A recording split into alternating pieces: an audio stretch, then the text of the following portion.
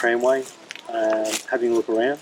What's some of the things that are out and around here? I mean, obviously we're near the boiler, and can you tell us a bit what it was used for, and what the area out here was mined, how it was actually used, say 100 years ago? Well, back in 1883 they discovered shale out here. They call it torponite. Mm-hmm. Mining that, and as the mining works got more involved, they brought more infrastructure in. This was part of the winch house. They had a cableway going across here over to Torbane, which is on the other side of the mountain. And yeah, this is just part of some of the infrastructure that they had here. Now, this is partly where they're going to, where National Parks want to actually lock off the tramway here. Running the vehicles up and down here really has no real effect on the track itself. It actually helps it stay open. What do you think is going to happen once they close off the gates? I believe once they close it off, that the tracks will become even more overgrown. There'll be more work for the national parks, and there won't be that much visitation here except for the occasional bushwalker that will come up here if they hear about the place. Well, that's the thing. It's good to put it out so people can drive to the end there. We had lunch out at the end. Pretty good view. But yeah, to walk it, for a lot of people, especially those with young kids and the elderly, there's no way they'd walk out there, but it's quite an easy drive.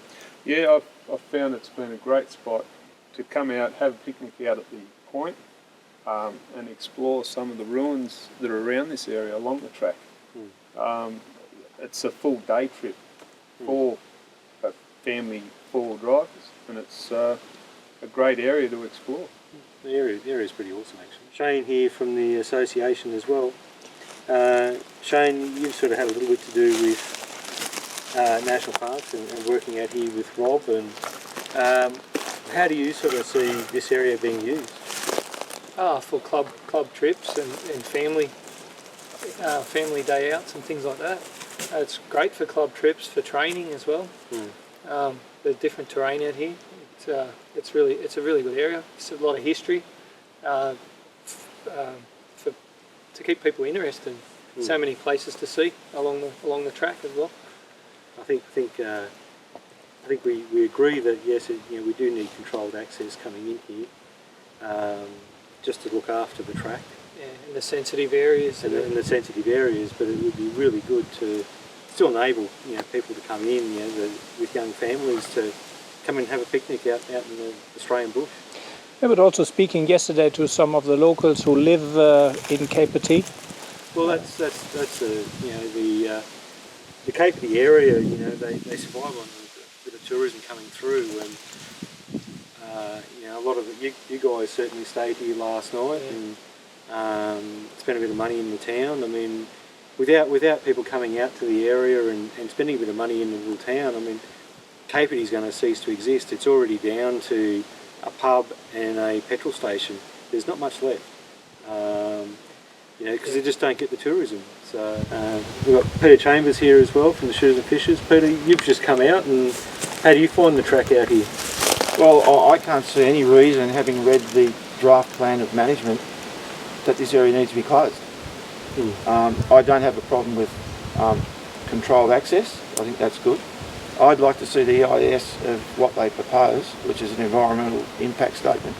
I don't know whether one's been done for the mines or the present mine or the situation here now, but I'd like to see the EIS, if they've done one, and who did it. The other thing is, this is an important area.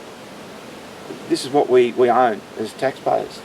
And unless there's a legitimate reason to close it, I don't think it should be closed. Taking into account controlled access, I think that's a good idea. The other thing is that we have to take into account too is RFS. Now, Rural Fire Service, they lost some personnel in some fires not that long back. There's an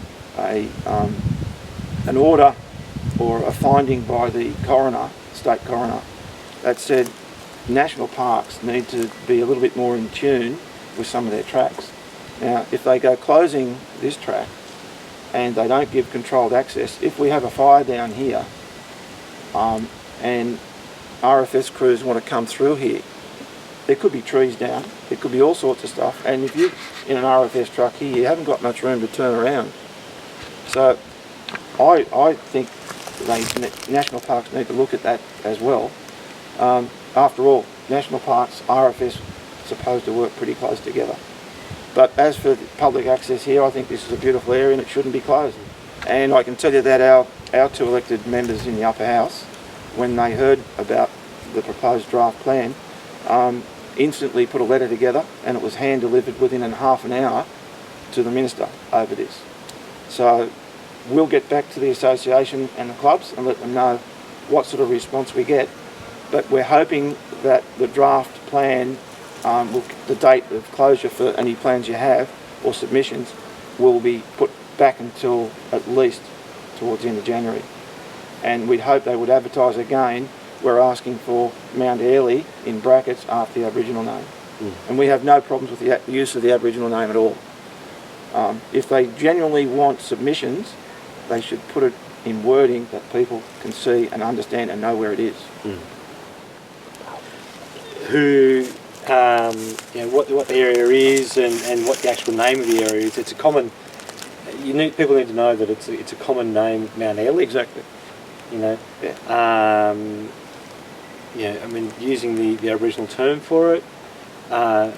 Is it Mudgemarrin Bang? Yeah.